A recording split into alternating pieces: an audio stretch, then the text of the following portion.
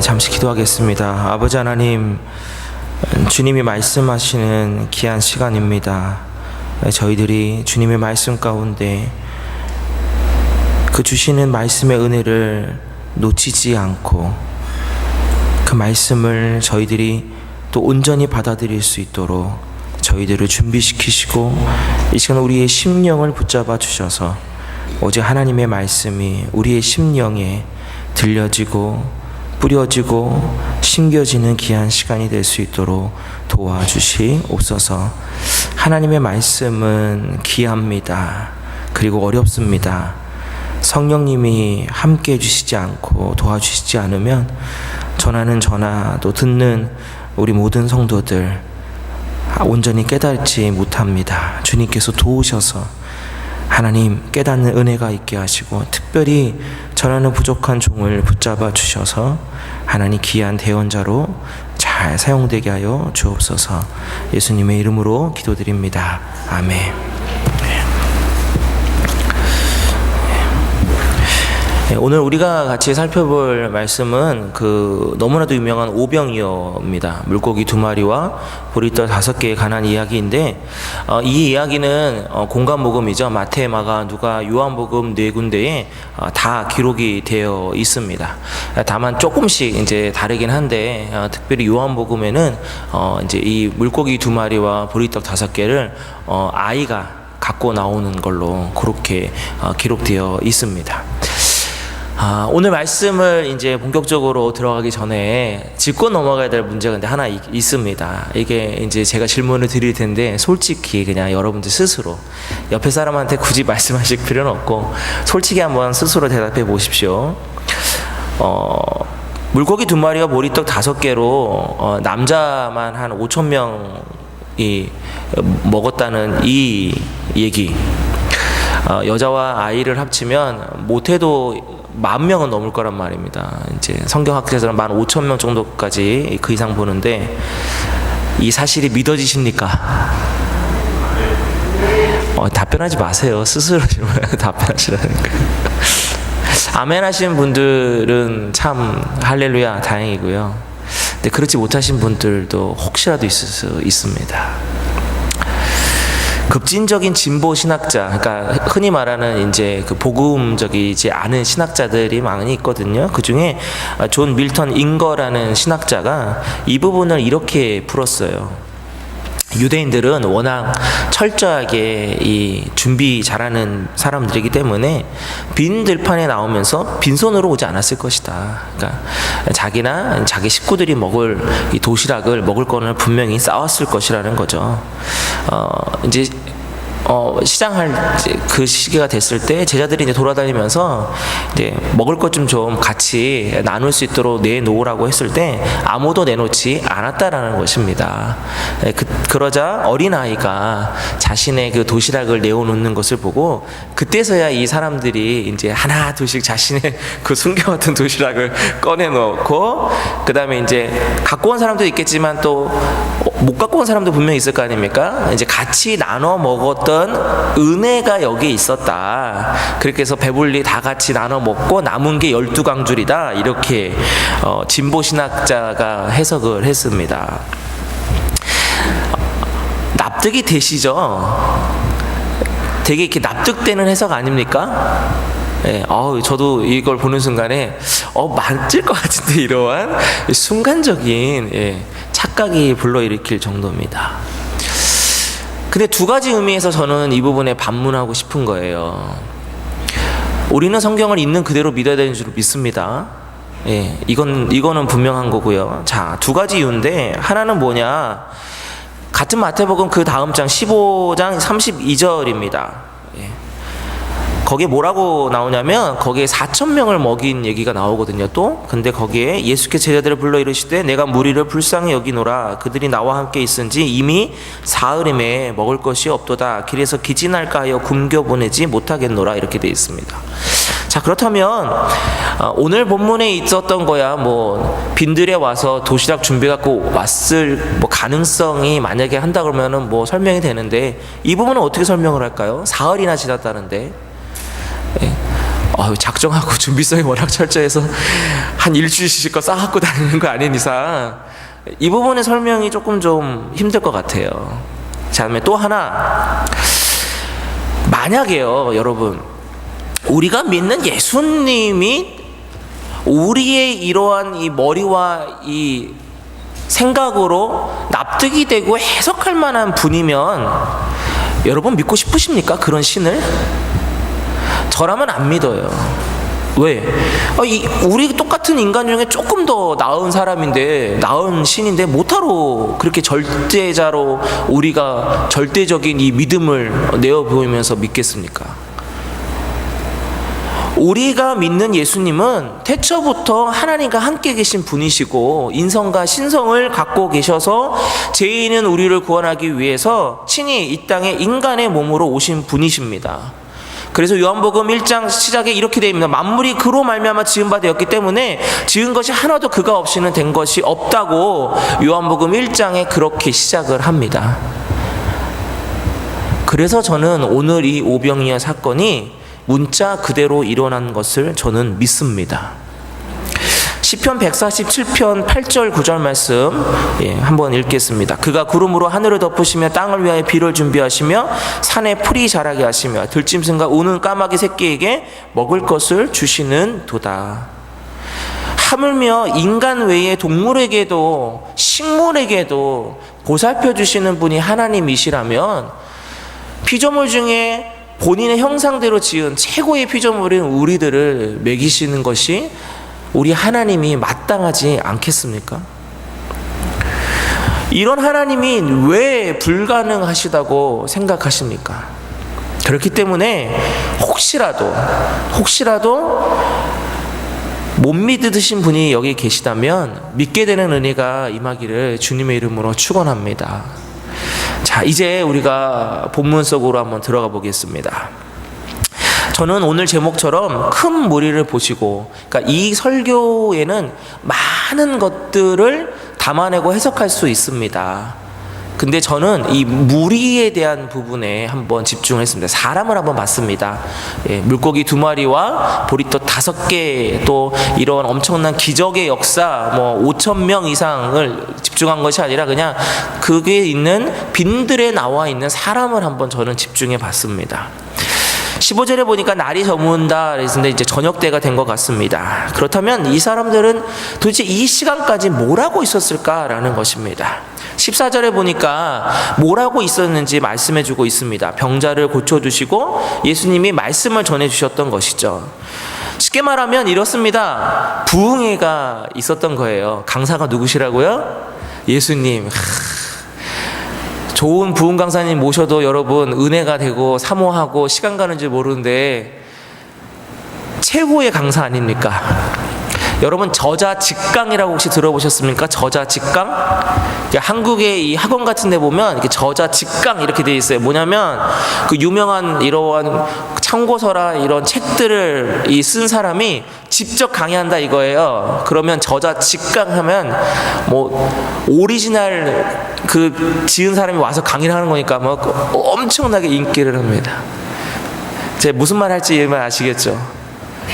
저자 직강보다도 더 오리지널 예수님이 친히 말씀하시니 이보다 더 은혜로운 부흥회가 어디 있겠습니까? 하루 종일 시간이 지나도록 병자들이 끊임없지만 예수님이 그 병든 자들에게 치유의 역사를 해주시고요. 또 귀한 하나님 나라의 복음을 계속 선포하고 계시니 시간 가는 줄 몰랐을 것입니다. 그거 생각하니까 여기에 있는 이 큰 무리에 속해 있는 이 사람들 중에 내가 있었으면 참 좋았겠다는 생각을 해보게 됩니다. 진짜 예수님이 저렇게 말씀을 전하시고 치유하시는 저 현장에 내가 있었으면 얼마나 좋았을까 이런 생각을 합니다. 자, 그러면서 제가 과거가 좀 생각이 났어요. 여기 계신 분들 중에 시간 가는 줄 모르고 집회나 예배를 참석해 보신 경험이 있으신 분들이 있는 줄로 압니다. 정말 말씀이 살아있고 운동력이 있고 역사하기 때문에 이 말씀에 정말 은혜가 되면요 시간 가는 줄 모르고 듣게 됩니다. 제 기억 속에 중학교 때였습니다. 이제 기도원에 갔는데요. 교회에서 학생부 전체가 기도원에 간 겁니다. 몇 시간 동안 말씀을 이제 예, 솔직히 저희들은 시간이 언제가나 하겠지만 희한해요. 말씀 전하시는 목사님은 시간에 아랑곳하지 않고 전하시지 않습니까?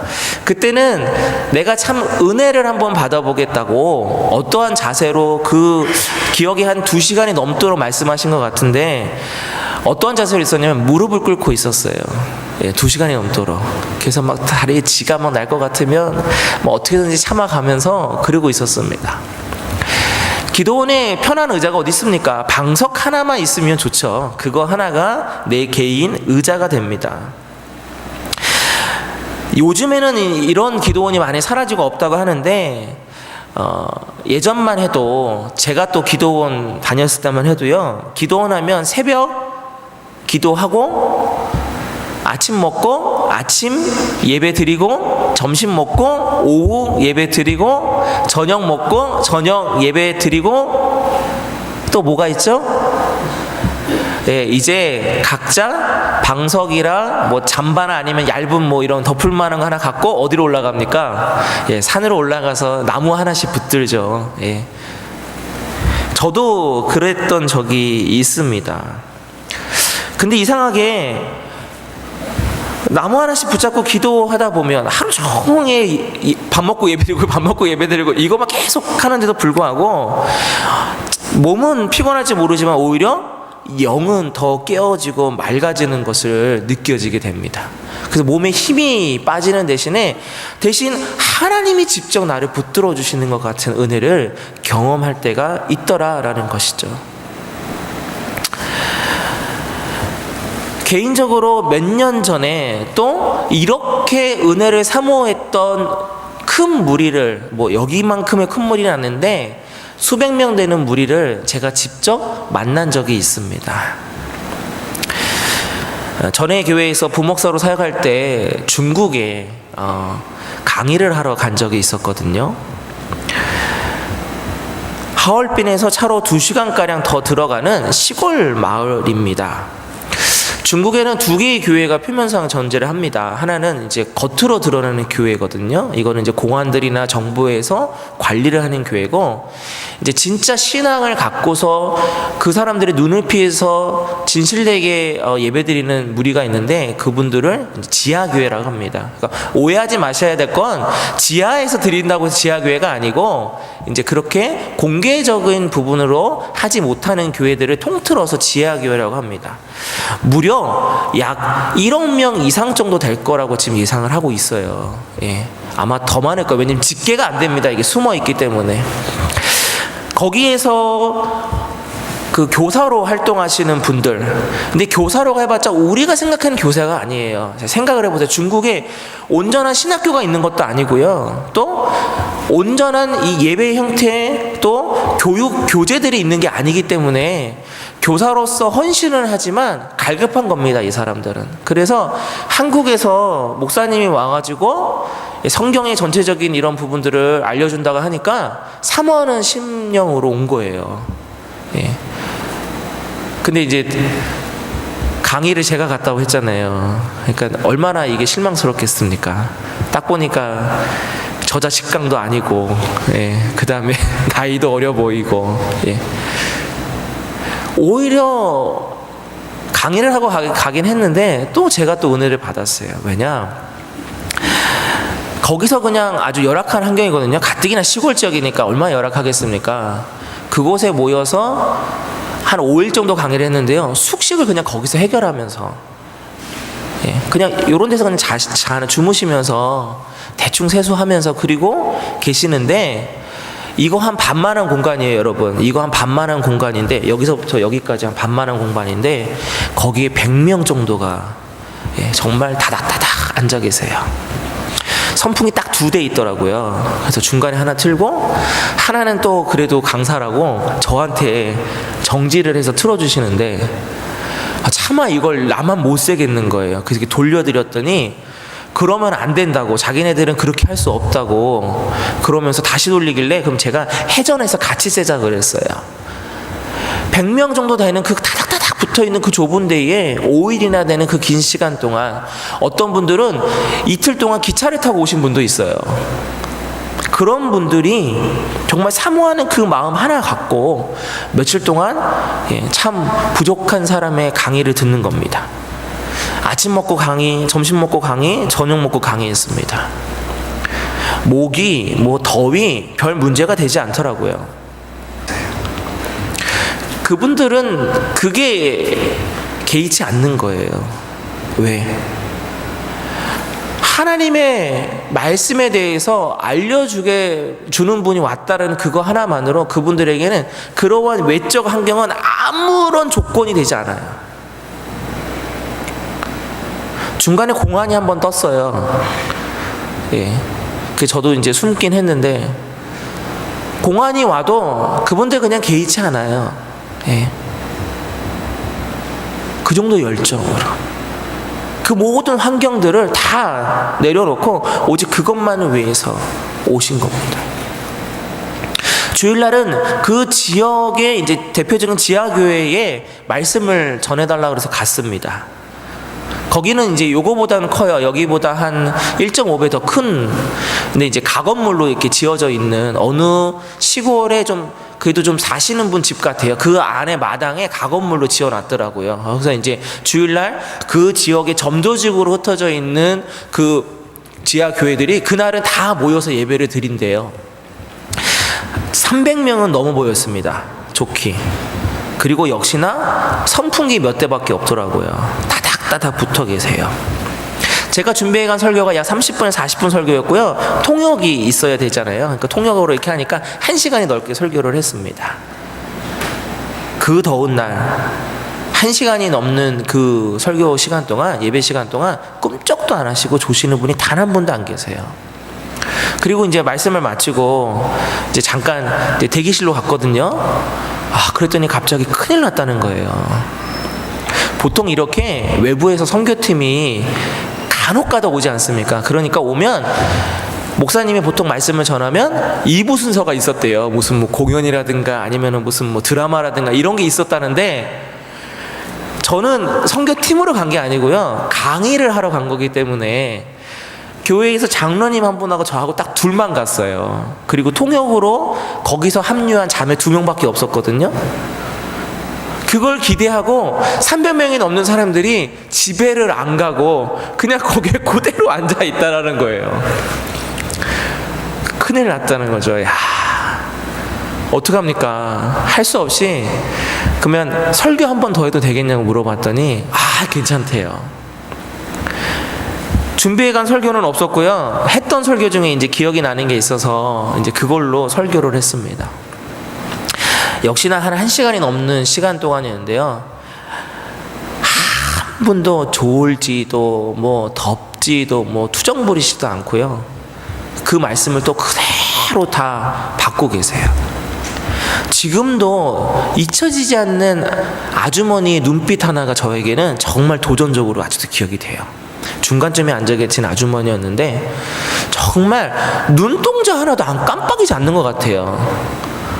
막 아멘을 하고 그 다음에 고개를 다 끄덕이면서 너무너무 정말 말씀 하나하나 놓치지 않겠다는 그 제스처를 하시는 게 지금도 저는 그 아주머니는 생각이 납니다.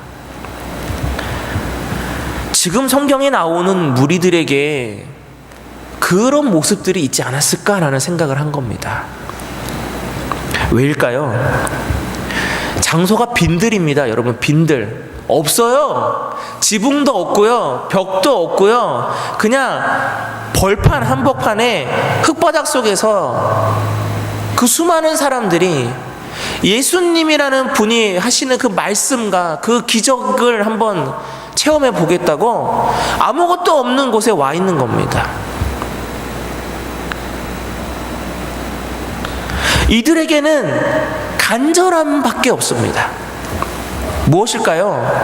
여기 특별히 병자를 고쳐주시는 이 부분은 모든 공간복음서의 오병이어에 계속 나오거든요. 그때 당시에 돈이 없어서 못 고치는 사람도 있었고요.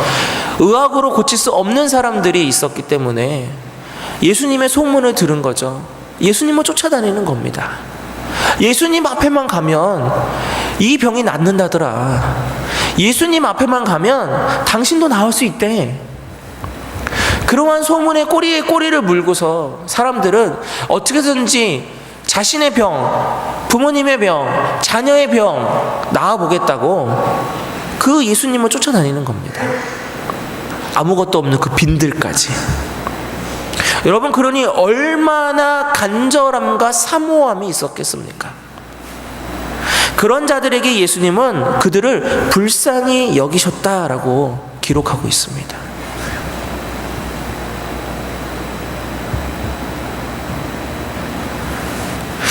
사랑하는 성도 여러분, 이런 생각을 한번 해보게 됩니다. 예수님이 지금 오늘 여기서의 강사님이세요. 저와 여러분을 보고 불쌍히 여겨주실까요? 이 설교를 준비하면서 그 질문을 한번 해봤습니다. 글쎄요. 제 대답은 글쎄요입니다. 뭐 아니다라고 확정도 못하겠고요, 맞다라고 확정도 못하겠고요. 글쎄요. 요즘 현대 그리스도인들은 그렇게 불쌍해 보이는 것 같지 않아요. 하나의 그냥 종교적인 의식을 행하는 것 같습니다. 조금 표현을 좀 과격하게 하자면 여러분, 마치 교회에 나오는 것이 적선하는 느낌으로 나오는 것 같아요. 어떤 분들은 아내 등살 때문에 어쩔 수 없이 나오시는 분들도 있을 것 같고요. 어떤 분들은 목사님이 안 나오면 이제 전화하니까 죄송스러워가지고 나오시는 분도 있을 것 같고, 어떤 분들은 평생 주일날 교회를 나왔기 때문에 이날 안 나가면 뭔가 찝찝한 거죠. 그러니까 나올 수밖에 없고, 또 어떤 분들은 주일날 예배 안 드리면 벌 받을 것 같아가지고 그 두려움 때문에 나오는 사람들도 있을 것 같아요. 이게 현대인의 그리스도인들의 아마 모습일 것 같습니다. 한번 생각해 보세요. 예수님이 이곳에 계시었을 때 우리를 보고 과연 어떠한 어떠한 모습을 갖고 계실까? 그러면 오늘 이 큰 무리들을 우리가 묵상하며 나아갈 때 저와 여러분에게 주시는 하나님의 귀한 깨달음이 있는 줄로 믿습니다. 지금 이 시대는 풍요롭고 만족스러운 시대를 살아가고 있지만 그만큼 영적으로는 더 불쌍해지지 않나라는 생각을 하게 됩니다. 누가복음 18장 38절에서 39절입니다. 이거는 한번 마치 내가 그 시대의 맹인이 되어서 고백하는 것처럼 한번 같이 읽기를 원합니다. 자, 읽겠습니다. 시작. 맹인이 외쳐 이르되 다윗의 자손 예수여 나를 불쌍히 여기소서 하거늘 앞서가는 자들이 그를 꾸짖어 잠잠하라 하되 그가 더욱 크게 소리질러 다윗의 자손이여 나를 불쌍히 여기소서 하는지라. 예. 여러분 어떠십니까? 우리가 눈은 멀쩡하게 뜨고 있지만 우리의 심령의 영안은 멀쩡하게 뜨고 있을까요? 뜨고 있으십니까? 그렇지 못한다고 한다면 어쩌면 우리도 이 성경에 나오는 맹인처럼 나를 불쌍히 여겨달라고 하는 이 외침이 우리들의 마음에서, 우리들의 심령에서, 우리의 기도에서, 우리의 예배 가운데서 외쳐져야 되지 않겠습니까?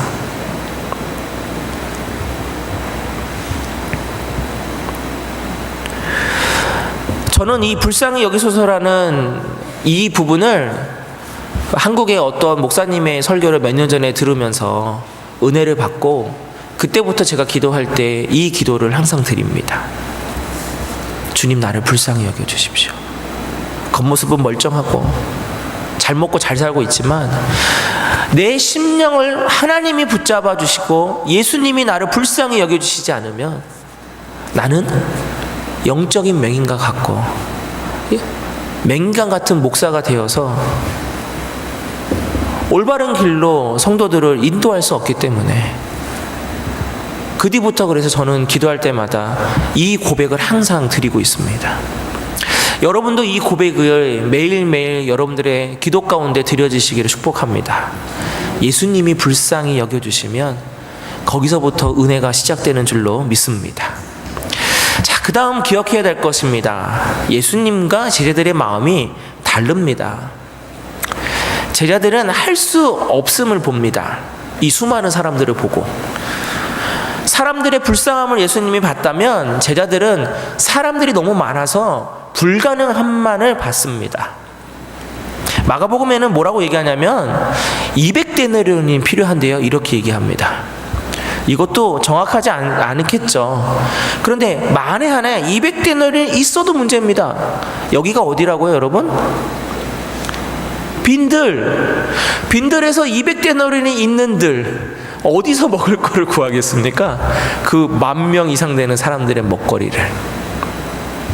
결국 제자들이 숫자적으로 아무리 200데나리온을 계산을 했다 해도 불가능합니다 라고 얘기한 거랑 마찬가지입니다. 안 됩니다, 예수님. 돈이 이만큼 들어가고요, 설사 이 돈이 있다 할지라도 뭡니까? 지금 당장 어디서 그 많은 사람들을 먹이는 것을 구할 수가 있겠습니까? 라는 것입니다. 그런데 오늘 본문도 그렇지만 예수님은 믿음이 적은 자여 뭐 이렇게 얘기하시지도 않았고요. 오직 누구에게만 초점을 맞추시냐면 그곳에 있는 그 불쌍한 사람들, 무리들만을 바라보십니다. 아까 제가 잠깐 읽어드린 것처럼 마태복음 15장에 4,000명을 먹이실 때는 이렇게 표현하십니다. 이미 사흘이면 먹을 것이 없도다 길에서 기진할까 하여 굶겨 보내지 못하겠노라. 이 마음이 여러분 느껴지십니까? 이 마음이 느껴지세요, 여러분?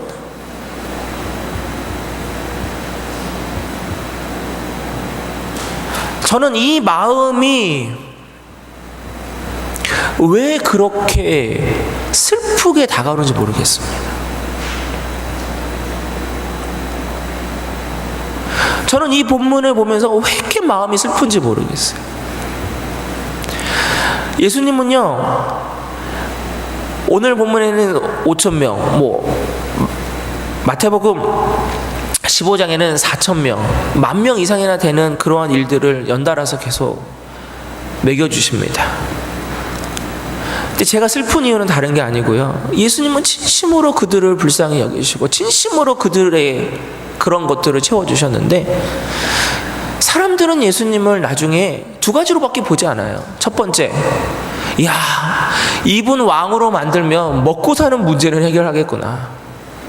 그래서 막 왕으로 추대하는 겁니다. 왜? 먹고 사는 문제가 해결되니까요. 자신들은 지금 현재 로마의 속국에 나쁜 그 세리 사람들 만나가지고 세금을 폭탄에 맞아서 내느라고 삶이 온전치가 못하거든요. 그러니 이 예수님이 소문대로 우리를 구원해 주시는 분이라면, 로마의 속국도 구원해 주시는 분이라면, 왕만 되신다면 먹는 문제 완전히 해결되겠구나. 이 사람들은 예수님의 진심을 헤아리지를 못하는 겁니다. 두 번째, 제 마음이 슬펐던 건 더 여기 있습니다. 나중에 이 사람들이, 쉽게 말하면 밥까지 먹였는데, 이 사람들이 나중에 십자가에 못 박아라, 십자가에 못 박아라 외쳤던 사람이 되어버립니다. 예수님은 이 사람들을 볼 때에 정말 인간적인 마음과 또 신으로서의 드리는 그 신성과 인성의 그 두 가지의 마음을 다 갖고서 너무너무 불쌍히 봐주셨는데, 사람들은 그 은혜로 생각하지 못했다라는 것입니다. 제자들의 모습이나 이 은혜로 생각하지 않는 모습이 저와 여러분의 모습일 때가 너무나도 많다라는 것입니다. 불쌍히 여겨주십시오. 진짜 하나님이 나를 불쌍히 여겨주셨습니다. 저와 여러분을 진짜 주님이 불쌍히 여겨주셨습니다. 그러니까 우리가 지금 이 자리에 이렇게 나와서 예배드리며 나아갈 수 있는 건 아니겠습니까? 그렇다면 우리는 예수님의 그 진실된 이 마음을 헤아리며 나아가는 저와 여러분이 되어야 된다라는 것입니다. 그럼 어떻게 그 마음을 헤아리며 나가면 될까요? 저는 마태복음 13장 31절에서 33절을 한번 보면서 이것에 대한 답을 한번 찾고 싶습니다. 같이 읽겠습니다. 13장 31절에서 33절입니다. 시작. 또 비유를 들어 이르시되 천국은 마치 사람이 자기 밭에 갖다 심은 겨자씨 하나 같으니 이는 모든 씨보다 작은 것이로되 자란 후에는 풀보다 커서 나무가 되매 공중의 새들이 와서 그 가지에 깃들이느니라. 또 비유로 말씀하시되 천국은 마치 여자가 가루 선말 속에 갖다 넣어 전부 부풀게 한 누룩과 같으니라. 비유를 들어 천국에 대한 부분을 말씀하신 겁니다. 또한 오늘 이 오병이어를요, 신학적 해석으로 천국의 예표로 해석합니다. 천국은 굶는 사람이 없고 아픈 사람이 없으니까요. 또한 예수님이 본인의 생명의 떡이라고 하셨기 때문에 또 그렇게도 해석을 합니다. 제가 지금 마태복음을 읽어드린 건 다른 이유가 아닙니다. 그렇다면 우리가 할 수 있는 게 무엇일까라는 것이죠. 우리가 할 수 있는 것 무엇일까요? 저는 요한복음에 있는 어린아이가 갖고 온 도시락을 생각해 봅니다. 물고기 2마리와 보리떡 5개. 그건 자기 먹으려고 갖고 온 겁니다. 아예 작정하고 예수님 드려야지 하고 2개를 싸갖고 온 게 아니라는 것이죠. 그럼에도 불구하고 그 어린아이는 그것을 드립니다. 오병이어가 수만 명의, 그러니까 10,000명이 넘는 사람들이 먹고 12강주가 남으려면 오병이어가 있었으니까 가능한 것 아닙니까? 물고기 2마리와 보리떡 5개가 있었기 때문에 그 수많은 사람들이 먹고 12강주리가 남는 놀라운 기적의 역사가 일어날 수 있었다라는 것입니다. 그렇다면 겨자씨만한 믿음, 누룩 무엇입니까? 정말 조그마하고 정말 보이지 않을 것 같은 그 작은 것을 통하여서 보이는 식물이 되고 나무가 되고, 누룩 때문에 부풀어 오르는 그 빵이 되는 것처럼 결국 천국은 우리의 이 작은 믿음, 작은 헌신, 작은 마음, 작은 심령으로 시작돼서 주님이 역사하시고 주님이 불쌍히 여겨주시고 주님이 함께 하시면 그곳이 빈들이든 궁전이든 상관없이 놀라운 하나님 나라가 저와 여러분을 통해서도 나타날 수 있다라는 것입니다.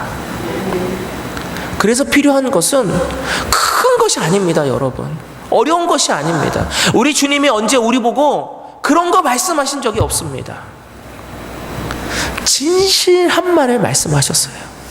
애통하고 자복하고 통회하는 마음으로 내 앞에 오는 것을 말씀하셨습니다. 언제 예수님이 큰 것을 우리에게 바라신 적이 있던가요? 빈들이라 할지라도 온 자에게는 예수님은 불쌍히 여기시고 은혜를 베풀어 주신 것처럼 오늘 저와 여러분이 바로 그 작은 믿음, 그 작은 마음, 그 작은 심령 갖고 진실됨으로만 나오신다면 오늘 이 자리가 바로 이 빈들에서 친히 예수님으로부터 은혜 받는 그 장소와 동일한 은혜가 넘치는 곳이 될 줄로 믿습니다. 예수님은 한 사람도 가게 하지 않으셨습니다. 거기에 있는 그 엄청난 숫자의 사람들에게 예수님은 다 품으시며 먹을 것을 주실 수 있으셨던 분입니다. 그 많은 숫자 속에서도 한 명도 예외 없이 소중하게 불쌍히 여기신 분이 바로 우리 예수님이시라면 오늘 저와 여러분 예수님이 동일하게 우리를 생각하시고 바라보시며 함께해 주시지 않으시겠습니까? 그러니 나를 불쌍히 여겨주십시오. 우리 성도들을 불쌍히 여겨주십시오. 우리 시온성교회를 불쌍히 여겨 주십시오. 간절한 마음으로 나아가시는 저희들이 되기를 원합니다.